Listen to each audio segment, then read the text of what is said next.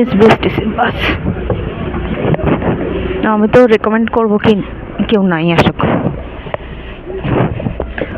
মোবাইলে চার্জ দিয়েছি, চার্জার গিয়ে চলে গেল অন্য জায়গায়।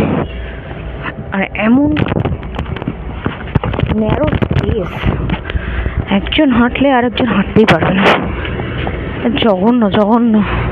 যে চার্জিংয়ের পয়েন্ট রয়েছে পায়ের কাছে, মানে কোনোভাবেই হাত মানে বসলে পরে আর চার্জ দেওয়া যাবে না, বিচ্ছিরি।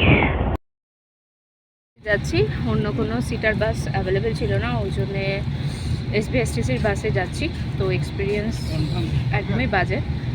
ফোনের চার্জার পয়েন্ট এমন জায়গায় লাগে না, বাসের সিটগুলো নয়, লেগ স্পেস কম, মাঝখানে গ্যাপিং কম, সব কিছুতেই কম। এসবিএসটিসির ভলভো বাসের আরও ড্রব্যাকস আছে, প্রচুর ড্রব্যাকস আছে। যেমন কি লাগেজ যখন রাখা হয়, প্রাইভেট বাসগুলোতে যেরকম একটা কুপন দেওয়া হয়, যে টোকেন দেওয়া হয়, এই বাসে এই ব্যাগটা আপনার, এখানে অমনি কিচ্ছু দেওয়া হয় না। সুতরাং আপনার ব্যাগ অন্য কেউ নিয়ে ইজিলি চলে যেতে পারে। তারপরে যখন কোনো লেডিস প্যাসেঞ্জার হয় তো তার পাশের সিটটা লেডিসকেই দেওয়া হয়, এখানে অমনি কোনো ব্যাপার নেই। সুতরাং একেবারেই জঘন্য।